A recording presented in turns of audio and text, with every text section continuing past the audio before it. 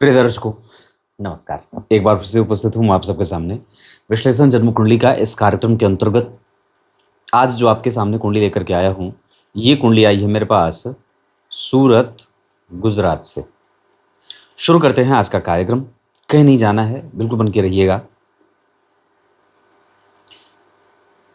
पहले ये जो कुंडली विशेषण था, जो आप अभी जिसमें लग्न, नवांश और दशमांशा देख रहे हैं, पूर्व में मतलब 1 वर्ष पहले मैं इसी कार्यक्रम का 2 हिस्से में प्रसारण करता था अपने चैनल पे, जिसमें सुबह शनिवार को वो कार्यक्रम जाता था। सुबह में अ, लग्न कुंडली का विश्लेषण करता था और सायंकाल में नवमांश, दशमांशा और लग्न तीनों का एक साथ विश्लेषण करता था। तो वो चैप्टर 2 वो कुंडली 2 भागों में जाती थी। पर अब उसी कुंडली को एक ही कार्यक्रम में सम्मिलित किया है और उन तीनों ही वर्ग चार्ट को एक साथ दिखाना शुरू किया है और एक भाग में कुंडली कर दी है। ऐसा, आइए विषय पे लेके आता हूं। जन्म होता है जातिका का माघ माह में। संवेदनशील होते हैं माघ माह वाले, मतलब इन पे किसी दूसरे व्यक्ति के कृत्यों का भी तीव्र असर होता है और इनका प्रभाव काफी मतलब विष की भांति होता है। किसी दूसरे के प्रवाह में जीने वाले नहीं होते, ये अपने काम से मतलब रखने वाले होते हैं। उत्तरायण में सूर्यदेव, शुक्रदेव, बुधदेव, गुरुदेव और चंद्रदेव, ये चारों पांचों ग्रह बलवान हो जाने के कारण व्यक्ति के जीवन में सुखों का प्रभाव ठीक रहता है। रविवार को जातिका का जन्म होगा तो वो अपने परिवार का भरण पोषण करने वाली होती है। मतलब इसको ऐसा कह सकते हैं कि वो धन कमाने वाली होती है। शुक्ल पक्ष के तृतीया तिथि के चंद्रमा पापक ग्रह होते हैं। ऐसी अवस्थाओं में कई बार व्यक्ति को व्यापार करते हुए देखा गया है और वो व्यापार में सफल ज़्यादा होता है, या कई बार नौकरी यानी कि सरकारी नौकरी के चांसेस थोड़े कम हो जाते हैं। पूर्वा भाद्रपद नक्षत्र, वार के अधिपति सूर्य हैं। वार रविवार को जन्मी है ये, और सूर्य इस कुंडली के लिए सप्तम भाव के स्वामी होकर के मारक बन रहे हैं। 12वें भाव में बैठे हैं, शनि से केंद्र में है, किसी शुभ ग्रह के प्रभाव में नहीं है। इस वजह से सूर्य की दशा इस कुंडली के लिए सहायक मारक ग्रह की भूमिका में आ जाएगी। तो सूर्य की दशा में व्यक्ति को ऑपरेशन हो, पेट में कमजोरी हो, और कई बार आत्मविश्वास की कमजोरी हो, या हड्डियों का रोग होता है, या आत्म तत्व कमजोर होता है, या कई बार दूसरों से खतरा होता है। शुक्ल पक्ष की तृतीय तिथि के चंद्रमा के बारे में मैंने आपको यह बात बताई। पूर्वा भाद्रपद नक्षत्र, ओम अजैक पदे नमः। इस नक्षत्र के जो स्वामी देवता हैं वो अजैक पाद नाम के देवता हैं, और वो तिल दान से कटोरी भर तिल, कटोरी चांदी के पात्र में, चांदी की कटोरी हो, उसमें तिल भर दीजिए, काली तिल, और उसको दान कर दीजिए ब्राह्मण को, या घी भर दीजिए और दान कर दीजिए अमावस्या के दिन। और चिरचीटे की जड़ घी गले में धारण किया जाता है, गले में, या भृंगराज की जड़ भी गले में धारण किया जाता है। इससे 12वें सूर्य, और ये जो नक्षत्र बना है पूर्वा भाद्रपद का, ये गुरुदेव का नक्षत्र है। इस कुंडली के लिए देवगुरु बृहस्पति लाभेश के साथ द्वितीय भाव के स्वामी होकर के प्रधान मारक ग्रह के रूप में अपने आप को परिभाषित करते हैं। पंचम भाव में अकेले बैठे हैं, शुक्र और राहु से दृष्ट हैं। तो इस कुंडली का प्रधान योग कारक ग्रह जो देवगुरु बृहस्पति शुक्र देव होते हैं, वो लाभ भाव में बैठे हैं, तो व्यक्ति की इच्छाओं की पूर्ति करेंगे और सभी प्रकार की इच्छाओं की पूर्ति करेंगे। अब यहाँ पे आपको अगर नौकरी भी कोशिश करेंगे तो आपको ये नौकरी भी देंगे अपनी दशा में। दशा का अर्थ होता है अंतर्दशा, प्रत्यंतर, सूक्ष्मांतर भी। और देवगुरु बृहस्पति कई बार एक तरीके की संतति देते हैं, या तो खाली लड़का या तो खाली लड़की, या कई बार एजुकेशन में कभी कभी रुकावटें भी देते हैं। तो ये देवगुरु बृहस्पति, क्योंकि उस पर शुक्र का प्रभाव है और राहु का प्रभाव है, तो उच्च शिक्षा में तो कोई बाधा नहीं आती, पर कई बार माध्यमिक शिक्षा में व्यक्ति को बाधाओं से युक्त होते देखा जाता है। शुक्ल पक्ष के तृतीय तिथि के चंद्रमा पापक होते हैं, ये मैंने बात भी पूर्वा भाद्रपद नक्षत्र बताया। ओम अजैक पदे नमः बताया, इस मंत्र का जप करना चाहिए। परिध योग, ये बढ़िया है। शूद्र वर्ण और मनुष्य गण, मतलब शूद्रता भी है, गंदा रहना, जिद्दी होना, समझदारी कम दिखाना, ऊंचे स्वर में बात करना, कड़वा और कठोर बोलना, बहुत सारी चीज़ें भड़कदार पहन लेना, बहुत सजावटी सजा करके अपने आप को रखना और उपयुक्त विषयों पे बात ना करके ऊट-पटांग चीज़ों में अपना दिमाग लगाना, कुछ भी भोजन कर लेना, किसी से भी मैत्री कर लेना, किसी से भी संभाषण कर लेना, योग्य-अयोग्य का ख़्याल ना रखना, ईर्ष्या, द्वेष, छल, कपट, थोड़ा कॉम्पिटिशन देखकर जलना, ये सब चीज़ें थोड़ी-थोड़ी होती हैं। मतलब हृदय पटल को हमें साफ करना है और किसी भी अनजाने व्यक्ति पर विश्वास नहीं करना है। कपड़े सलीके से पहनने हैं। यात्रा में विशेष सावधानी, किसी का दिया हुआ कुछ ना खाएं, क्योंकि एक तो रविवार का जन्म, ऊपर से शनि राहु, तो यहाँ पे ये बात है। ये कुंडली लॉ के क्षेत्र में बहुत अच्छी सफल हो सकती है। उच्च शिक्षा, मनोवैज्ञानिक बनना, मनोविज्ञान के क्षेत्र में, अंग्रेजी, विदेशी भाषाएं, अर्थशास्त्र, कानून, रेडियो और डॉक्टरी काफ़ी हद तक, कुछ हद तक, प्रयोगशाला, रासायनिक चीज़ें, मिट्टी की जांच और वायु परीक्षण, उसके साथ साथ दवाइयों से संबंधित प्रयोगशाला में जो काम होता है, ये सब इस क्षेत्र में ये व्यक्ति सफल हो सकता है। पंचांग में शूद्र वर्ण है, इस वजह से सबको जीने का अधिकार है और सबको आदर देना है, ऐसा भाव बना रहे। धर्म का पालन हो, उसके प्रति कुतर्क ना आए कभी दिमाग में, बड़ों का आदर हो, हमेशा अपने संस्कारों पे विश्वास हो, माता पिता ने जो बातें बताई हैं उसका पालन आवश्यक रूप से हो, धर्म पे कभी संदेह ना हो और कभी प्रश्न ना हो और बहुत ज़्यादा अत्याधुनिक होने के प्रभाव में ना आए। कई बार अत्याधुनिक हो जाने से कई बार हम उटपटांग हरकतें भी करते हैं और वो चीज़ हमारे लिए ही कई बार भारी पड़ जाती है, हम ही उसमें उलझ जाते हैं, फंस जाते हैं। ये आपकी कुंडली का पंचांग है। पर इसी के साथ मैं आपको आपकी कुंडली का अवलोकन भी कर देता हूँ। लग्न में बुध और चंद्रमा बैठे, इस कुंडली की सबसे अच्छी बात क्या है? आप लोग तो कुंडली खुद ही समझते हैं, समझदार हैं। मुझे तो लगता है कई बार कि मुझसे ज़्यादा मेरे दर्शक जानकार हैं। सच्ची बोल रहा हूँ। मुझे जो बातें मैं बताता हूँ उससे ज़्यादा मेरे नियमित दर्शक मुझसे ज़्यादा जानते हैं और मैं तो कुछ भी नहीं जानता। बिल्कुल, और ये बिल्कुल गारंटी से बात करता हूँ। इस कुंडली की फिर भी अच्छी बात क्या हो सकती है? आप लोगों ने देखा तो ठीक है, और अगर नहीं देखा तो मैं बताता हूँ। इस कुंडली की सबसे अच्छी बात है बुध, शुक्र और सूर्य का अलग अलग होना। ये इस कुंडली की सबसे अच्छी बात है, जिस पे ध्यान प्राय कम लोगों का जाएगा। आपका गया था? अगर गया था तो कमेंट में बताइएगा। बुध, शुक्र और सूर्य अगर अलग अलग बैठे हैं तो ये अपने आप में ही एक अलग योग बना देते हैं। अलग योग बन जाता है, बेशी योग बन जाता है, वाशी योग बन जाता है, ये बहुत अच्छा हो जाता है। और ऊपर से एक और भी उसमें सोने पे सुहागा क्या बन गया कि शुक्र एकादशवें भाव में बैठ गए, लग्न में बुध बैठ गए। बुद्धो दश शतानि च, शास्त्रकार लिखते हैं। बुध 1000 दोषों का ना, बुद्धो शुक्रो दश सहस्त्राणि, शुक्रो दश सहस्त्राणि, शुक्रो कैसे है श्लोक, बार बार भूलता हूँ, अभी देखो भूल गया। शुक्रो दश सहस्त्राणि बुद्धो दश शतानि च, हाँ, बुद्धो दश शतानि च। तो बुद्ध जो है वो 1000 दोषों का समन कर रहे हैं। और इसमें मैंने एक सिद्धांत बताया था कि अगर लग्न का अधिपति कोई भी ग्रह बनता हो देवगुरु बृहस्पति को छोड़ के, और देवगुरु बृहस्पति को छोड़ करके कोई भी ग्रह लग्नेश बनता हो और एकादशवें भाव में बैठा हो, जैसे कि बैठे हैं लग्नेश तो नहीं है पर एकादशवें भाव में है, और लग्नेश कौन है? शनि है। वो कहाँ बैठे हैं? उच्च के। तो सिद्धांत क्या कहा कि अगर लग्नेश कोई भी ग्रह हो और अगर एकादशवें में बैठा हो तो वो महान योग बना देता है।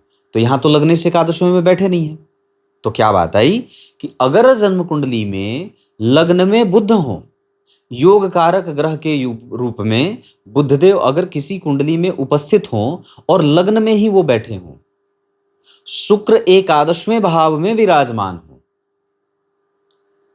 तो ये महान राजयोग बना देते हैं। इस कुंडली के राजयोग कारक ग्रह कौन होंगे? शुक्र होंगे, क्योंकि केंद्र और त्रिकोण के स्वामी हैं और एकादशवें भाव में बैठे हैं। वहां वो एक नहीं, दो नहीं, तीन नहीं, चार चार भुजाओं से युक्त होंगे, जो चारों दिशाओं में उनकी भुजाएं काम करेंगी। वो साक्षात ब्रह्मदेव हो जाएंगे वहां और व्यक्ति को सत्य बोलने वाला बना देंगे, बुद्धिमान बना देंगे, परिष्कृत बना देंगे, श्रेष्ठ बना देंगे, इमोशनल बना देंगे, ज्ञानी बना देंगे, सफल बना देंगे, चरित्रवान बनाने का प्रयास कराएंगे, अनुभवी, शास्त्रज्ञ, रुचिकर विषयों में और भी ज्यादा रिसर्च करने वाला, कभी थकने नहीं वाला, बुद्धिमान, खूब अच्छे तरीके से किसी बात को समझ जाना, निपुण, पति का प्रिय, खरीदारी करने वाला, मतलब खरीदारी करने में शौकीन, अच्छे कपड़े, सुंदर भाषा शैली का इस्तेमाल, भाग्यशाली, धार्मिक, चरित्रवान, न्यायप्रिय शनि के कारण, संतति से युक्त, पुराणों का जानकार और गणितीय तत्वों से तर्क के बल से युक्त होने वाला होता है। मैंने इतनी प्रशंसा क्यों की? सवाल उठता है किस कारण से, क्यों, ऐसा क्या देखा इस कुंडली में? जबकि सूर्य तो 12 में है और शास्त्रकार लिखते हैं कि सूर्य और बुध का 12 में बैठना बड़ा खराब होता है। मैंने सूर्य को थोड़ी देर के लिए हटा दिया है और उनको ये नहीं देखा कि वो 12वें भाव में बैठे हैं। मैं सिर्फ इस बात पे अपना ध्यान लेके गया हूं कि वो तीनों अलग अलग बैठे हैं। हाँ, सामान्य बात है कि व्यक्ति की कुंडली में सूर्य 12 में है तो उसको गलत मैत्री मिलेगी, गलत मैत्री में जाएगी तो बिगड़ेगी, जातक बिगड़ सकता है, जातिका बिगड़ सकती है। उसकी कई बार आत्मा उसे गलत करने को बताएगी, कहेगी, उसको कई बार हड्डियों का रोग परेशान करेगा, उसका पाचन तंत्र परेशान करेगा, उसके दांत दर्द होंगे, ये सब सूर्य के कारण होगा। पर अच्छाई इतनी सारी मिल जाएंगी, तो एक दांत कम रहे पर इतनी सारी अच्छी बातें हैं तो दांत कम होना सह जाएगा, नहीं तो नहीं सहेगा। नवमांश चक्र में मेष लग्न का नवांश बनता है, जो यहाँ के तृतीय भाव के स्वामी है और यहाँ के तृतीय भाव के स्वामी और दशम स्थान के स्वामी मंगलदेव इस कुंडली के पापक ग्रह और मारक ग्रह की संज्ञा में आ जाएंगे। प्रधान मारक ग्रह कौन बनेगा इस कुंडली में? प्रधान मारक ग्रह बनेंगे द्वितीय भाव के अधिपति होकर के देवगुरु बृहस्पति। पापी ग्रह कौन बनेंगे? पापी ग्रह बनेंगे चंद्रमा। सहायक मारक ग्रह कौन बनेंगे? सूर्य, क्योंकि ये कभी भी प्रबल पूर्ण प्रधान मारक नहीं बनते सूर्य चंद्रमा, तो यहां सहायक मारक बनेंगे, मारने में सहायता करने वाला। और चंद्रमा पाप करवाएंगे, पापक ग्रह बनेंगे। शुक्र राजयोग कारक, राजयोग कारक का अर्थ होगा राजा बनाने वाला, उसके पद प्रतिष्ठा ज्ञान के भी वृद्धि कर शुक्र सबसे ज्यादा अच्छा परिणाम करेंगे। और बुध योग कारक बनेंगे, राजयोग कारक नहीं, योग कारक, मतलब उसके राजयोगों के फल को सामान्यतः उससे बड़ा हुआ करके तो नहीं, पर राजयोगों से थोड़ा कम, मतलब शुक्र से थोड़े कम बुध परिणाम करेंगे। राजयोग कारक का अर्थ राजा बना देना और बुध योग कारक का अर्थ राजा के तुल्य बना देना। बहुत स्पष्ट समझा रहा हूं। और तीसरा मारक, मतलब प्रधान मारक तो बन गए, तो भाई एक ही ग्रह पे मारक थोड़ी होता है किसी कुंडली में, एक मारक होता है, एक सहायक मारक होता है, एक मारक के साथ और भी ग्रह मारक हो जाता है। और वो कौन होगा? लग्नेश के परम शत्रु, तृतीय भाव भी मारक भाव होता है और दशम स्थान में उनकी गौण राशि बनी है, तृतीय भाव में प्रधान राशि बनी है, बैठे हैं अष्टम भाव में, किसी शुभ ग्रह से दृष्ट नहीं है। यह सब चेक करना पड़ता है, ऐसा नहीं कि कुंभ लग्न की कुंडली है तो ये मारक बन गए, ये मारक बन गए। आप लोगों को मैं बताऊं तो बहुत सावधानी से कुंडली के मारक, अकारक, राजयोग कारक और कारक ग्रहों को चेक करना पड़ता है और उसकी परीक्षण प्रत्येक कुंडली पे अलग अलग होती है। एक ही कुंडली के सारे ग्रह एक ही समय पे जन्मे जातकों की कुंडली में मारक ग्रह बदल जाते हैं। एक ही लग्न की कुंडली के लिए मारक ग्रह बदल जाते हैं और इसका अध्ययन जब तक नहीं होगा तब तक आप एक व्यक्ति के उस व्यक्ति के विकास को और ना तो उसके विनाश को जान पाएंगे। किस दशा काल में वो राजनेता बनेगा, किस दशा काल में वो महामंत्री बनेगा, किस दशा काल में वो डोनाल्ड ट्रंप बन जाएगा, किस दशा काल में वो माननीय प्रधानमंत्री बन जाएगा। ऐसी कौन सी दशा होगी? तो राजयोग कारक ग्रह शुक्र हो गए तो प्रधानमंत्री, बुध तो मंत्री बना दे, अमित शाह जी के पद पे लेके चला जाए। पापक कौन करवाएंगे? चंद्रमा और सूर्य। चंद्रमा, सूर्य पाप नहीं करवाएंगे, सूर्य पाप नहीं करवाते, क्रूर कृत्य करवाते हैं। मंगल भी पापक होंगे क्योंकि तीसरे भाव में उनकी मूल त्रिकोण राशि बनी है, तो इस कुंडली के लिए मंगल देव पापक ग्रह बनेंगे। तो गुरु और मंगल इस कुंडली के पापक ग्रह होंगे, सहाय मारक ग्रह होंगे। गुरु और मंगल सहायक मारक ग्रह के रूप में सूर्य देव, पापक ग्रह के रूप में एकमात्र ग्रह चंद्रमा। तो शुक्र बन गए बढ़िया, शनि बन गए बढ़िया और बुध बन गए बढ़िया। 3 ग्रहों के सहयोग से यह कुंडली आगे बढ़ेगी। और ग्रहों में सबसे खराब कौन बैठा है? तो सबसे खराब मंगल बैठे हैं। इनको यहां नहीं बैठना चाहिए। तो मैं तो समझता हूं कि अष्टम भाव में ना, किसी की कुंडली में अष्टम भाव में मंगल ना बैठे हो हे प्रभु, और किसी की कुंडली में अष्टम भाव में राहु ना बैठे हो, बहुत कमजोर हो जाते हैं। आपकी एनर्जी को वो कई बार डेविएट कर देते हैं। तो अष्टम भाव के मंगल विशेषतया जातिकाओं की कुंडली के लिए शोषण हो जाए, आपको लोग निहार रहे हैं, गलत दृष्टि से देख रहे हैं, कुपात्र से मैत्री हो जाती है, लोग आपका लाभ उठाना चाहते हैं, ये सारी चीज़ें अष्टम भाव के मंगल। सुरक्षित रहें, घर की 4 दीवारी मजबूत हो, सीसीटीवी कैमरे में आप कैद हों, आपको बाहर से कोई देख रहा है तो आपकी उस पर दृष्टि है। कपड़े शुद्ध पहने, गंदे न पहने, फटे न कपड़े, भड़काऊ न पहने, अपनी संस्कृति का पालन अपने वस्त्रों पे आप पे दिखना चाहिए। ये सब ज्योतिष जैसे विषय का ये बताता है। ज्योतिष जैसे विषय की क्या महिमा है? ये बताएगा भगवान आप जागिए, आपका समय हो गया, तो देव उठनी एकादशी हो जाती है। भगवान अब आप सो जाइए, आपके सोने का समय हो गया, तो वो देव शयनी एकादशी हो जाती है। बात है ना?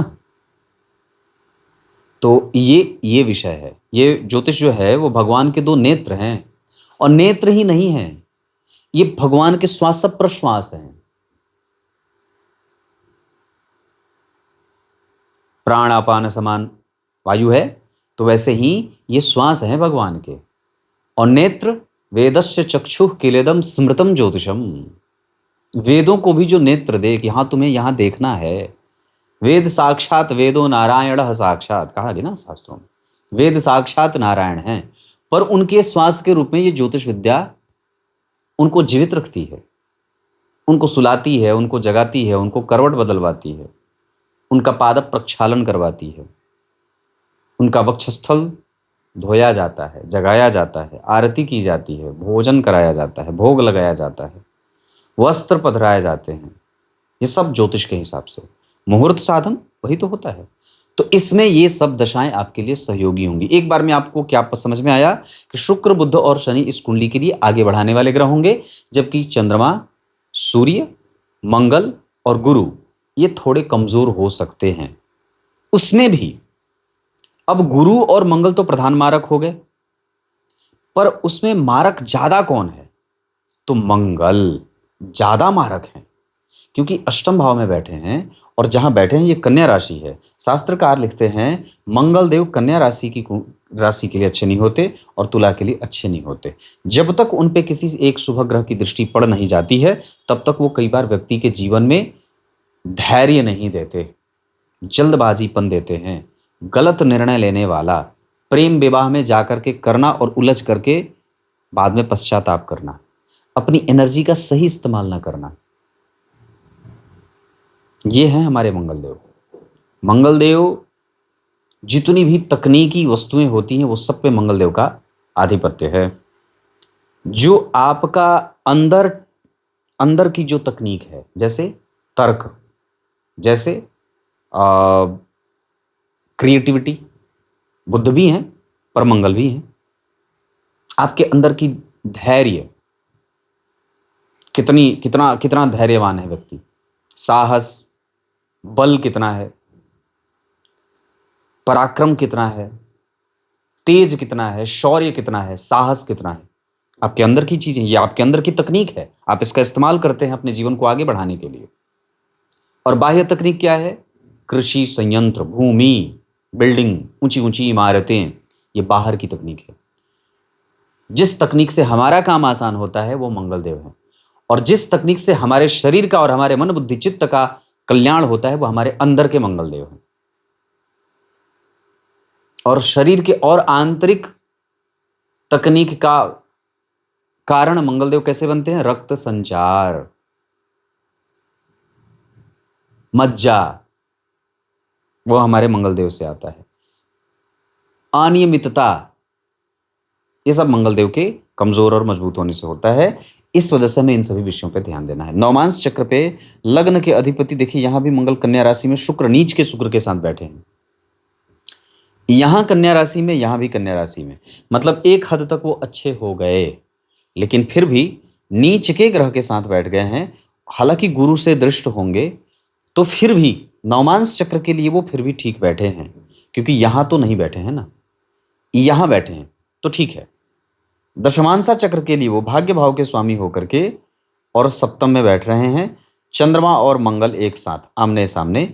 इस वजह से यहाँ पे जो स्थिति बनेगी ये काफी हद तक कारोबार के मामले में ठीक ठाक बनेगी। यहाँ व्यक्ति स्वयं के भी कारोबार में जा सकता है, स्वयं का व्यापार भी कर सकता है।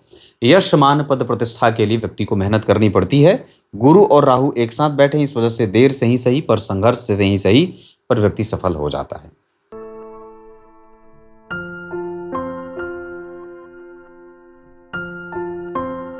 अब एक एक ग्रहों पे आपका ध्यान लेके आता हूं और कुंडली से आपका परिचय कराता हूं। सबसे पहले चंद्रमा। चंद्रमा 20 अंश 41 कला पूर्वा भाद्रपद नक्षत्र। नवमांश कुंडली में भी वो लग्न में बैठ करके बहुत उत्तम स्थिति को प्राप्त करा रहे हैं, अश्विनी नक्षत्र में बैठ करके मेष राशि में। इस वजह से अब पूर्वा भाद्रपद नक्षत्र में तो बैठे ही हैं, नवमांश के बाद दशमांशा चक्र में भी चंद्रमा लग्न में, यहां भी और यहां भी। इस वजह से इस कुंडली के एक ऐसे ग्रह जो जातक से पाप करवा सकते हैं, पक्ष के बल से हीन हैं, पर गुरु से दृष्ट, राहु से दृष्ट, लग्न में बैठ करके वर्गोत्तम होने के कारण इस कुंडली की दशा में वो काफी मजबूती से अपना परिणाम करेंगे। अब अगर अच्छाई भी होगी चंद्रमा में तो 100% होगी, और अगर बुराई भी होगी चंद्रमा में तो 100% होगी। लेकिन चूंकि ग्रह अपनी स्थिति मेंटेन कर रहा है, इस वजह से हम इतनी बात जरूर कह सकते हैं कि चंद्रमा की दशा व्यक्ति के जीवन के लिए यादगार दशाओं में से एक रहेगी। इस कुंडली के लिए चंद्रमा क्या क्या दे सकते हैं? तो धन लाभ दे सकते हैं, व्यक्तित्व का विकास करवा सकते हैं, सही और गलत का निर्णय करवा सकते हैं, और व्यक्ति के स्वास्थ्य का लाभ दे सकते हैं। अगर चंद्रमा की दशा में नौकरी लग जाए तो कोई आश्चर्य नहीं, अगर चंद्रमा की दशा में भवन भूमि वाहन का सुख मिल जाए तो कोई आश्चर्य नहीं, अगर इसी चंद्रमा की दशा में व्यक्ति के रखे हुए पैसे नष्ट हो जाएं तो कोई आश्चर्य नहीं। सूर्य 12वें भाव में 19 अंश 8 कला श्रवण नक्षत्र, नवमांश चक्र में वो मिथुन राशि में जा रहे हैं, पुनर्वसु नक्षत्र में बुध और राहु से दृष्ट शनि के साथ यहां पे। इस वजह से सूर्य की दशा में आत्मविश्वास की कमजोरी देखने को मिलेगी, व्यक्ति सही और गलत की पहचान में अंतर खाएगा, थोड़ा समाज में किरकिरापन भी होगा, स्वास्थ्य में कमजोरी हो सकती है, कारोबार, नौकरी, पद प्रतिष्ठा, सामाजिक प्रसिद्धि में अंतर आ सकता है, डिग्रेडेशन हो सकती है। इसके साथ साथ संतति से मतभेद कई बार देखने को मिल सकती है, स्वास्थ्य में कमजोरी भी कई बार हो सकती है, आत्मसम्मान का व्यक्ति विचार कई बार नहीं करेगा और अपने मन का करने लगेगा। ये सब सूर्य की दशा की स्थिति रहेगी। हालांकि फिर भी दाम्पत्य के मामले में उनका प्रभाव बहुत अच्छा है, क्रिएटिविटी के मामले में बहुत अच्छा रहेगा, मेहनत और पराक्रम के मामले में बहुत अच्छा रहेगा, कारोबार आरंभ में थोड़ी बहुत दिक्कतों से आगे बढ़े पर बाद में चल करके उसको सफलता मिल जाती है। ये आपके सूर्य हैं। मंगल देव की बात करूंगा। कन्या राशि में उन्नति संस पे ठीक नहीं बैठे, चित्रा नक्षत्र में बैठे हैं, रोग देंगे। नवमांश चक्र में वो ग्रह वर्गोत्तम हो रहा है, दशमांशा चक्र में कुंभ राशि में लाभेश नवमेश होकर के। मंगल की दशा व्यक्ति को मांगलिक बना रही है। लग्न कुंडली से भी और चंद्र कुंडली से भी प्रबल मांगलिक का योग बना रहे हैं। इस वजह से मांगलिक जातक से विवाह हो, कुंडली मिलाकर के विवाह हो। स्वास्थ्य में रक्त और पेट का ध्यान रखा जाए। नाभि का क्षेत्र परेशान रहता है, कई बार व्यक्ति को ऑपरेशन भी करना पड़ता है। उसका मार्ग शनि और राहु अवरुद्ध कर रहे हैं, इस वजह से कई बार कष्ट होगा। भाग्य में मंगल की दशा में व्यक्ति को कंपटीशन मिलेगा, हालांकि फिर भी वहां पे दांपत्य में कभी कभी मंगल की दशा में बेचैनी देखने को मिलेगी। उसी मंगल की दशा में व्यक्ति के जीवन में कई बार कारोबार सफल होगा या कारोबार में लाभ मिलेगा।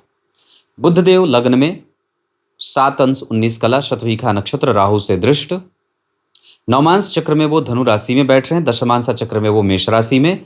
इस वजह से बुध की दशा इस कुंडली के लिए सबसे अच्छी दशाओं में से एक हो सकती है। इसका अर्थ है कि बुध अपनी दशा काल में आपको ज्ञान, विद्या, बुद्धि, तर्क, साहस, समझने की शक्ति, कृतज्ञता, क्रिएटिविटी, नौकरी, प्रतिष्ठा, अनुभव और भगवान की भक्ति, ये सब बुध की दशा में मिलने वाली है।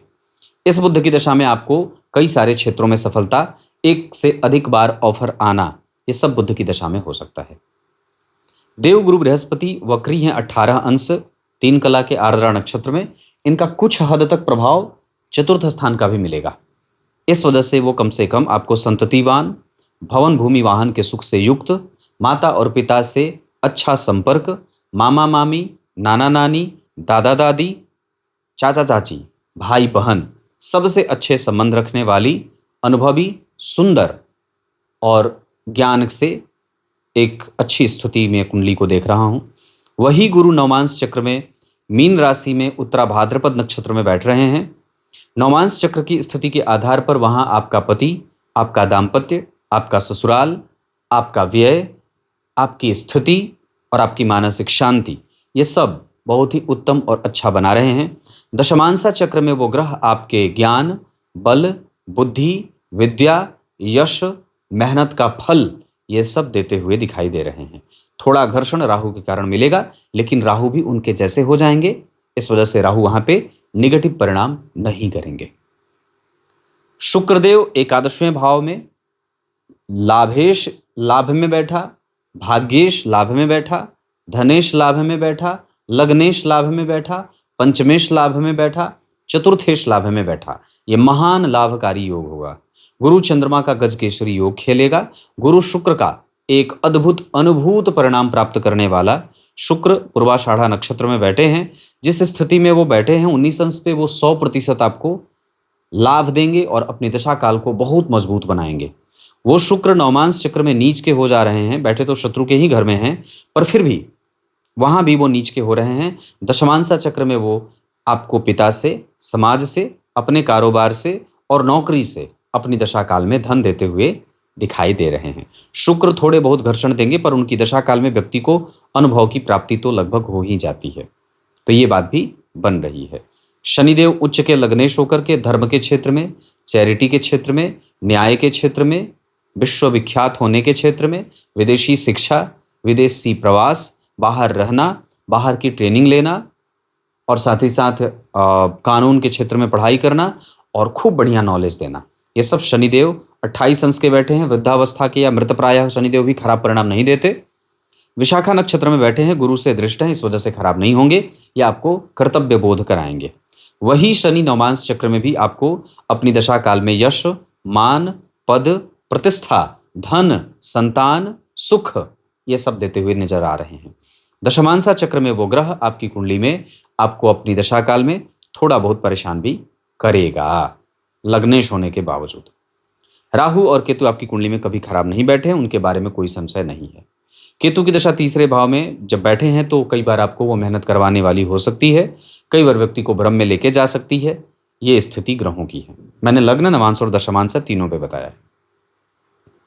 अब चंद्रमा से विभिन्न ग्रहों का संबंध बता देता हूं। चंद्रमा के साथ बुध का होना निर्णय लेने में परेशानी लेकिन सुंदर बनाती है। चंद्रमा से तीसरे घर में केतु का होना धार्मिक, भाग्यशाली, ज्ञानी और एक समझदार इंसान बना देती है। उसी चंद्रमा से पंचम भाव में गए गुरु बृहस्पति ज्ञानी, सुखी और श्रेष्ठ कुल में पैदा होने वाला, सबका प्रेम प्राप्त करने वाला, अद्भुत वाक क्षमता के साथ व्यक्ति अपने जीवन को आगे बढ़ाता है। उसी चंद्रमा से अष्टम भाव में मंगल रोग देते हैं। उसी चंद्रमा से नवम घर में राहु घर से दूर लेके जाके स्थापित करते हैं और व्यक्ति से कुछ भी बोलने वाला बना देते हैं। उसी चंद्रमा से नवम घर में शनिदेव आपके भाग्य के लाभ को कमजोर और एक पक्षीय निर्णय लेने वाला बना देते हैं। उसी चंद्रमा से एकादशवें घर में शुक्रदेव सुंदर दाम्पत्य और सुंदर संतति देते हैं। उसी चंद्रमा से 12वें घर में सूर्यदेव कई सारे राजयोग बना देते हैं।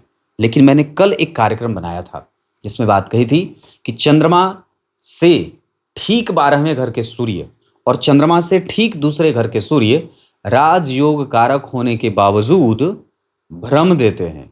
लेकिन एक सिद्धांत और भी है, यहां व्यक्ति भले चाहे कितना भी भ्रम रहे, वो भ्रम चंद्रमा और सूर्य की अंतर्दशा में बढ़ेगा। लेकिन ऐसे सामान्यतः किसी अन्य ग्रह की महादशा में व्यक्ति अपने बुद्धि का सही इस्तेमाल करने वाला होता है। क्लियर है? नक्षत्र के बारे में बात की, चंद्रमा के बारे में बात की, एक एक ग्रहों के बारे में बात की। अब इस कुंडली की फंडामेंटल बेसिक जानकारी से आपका परिचय करा देता हूं।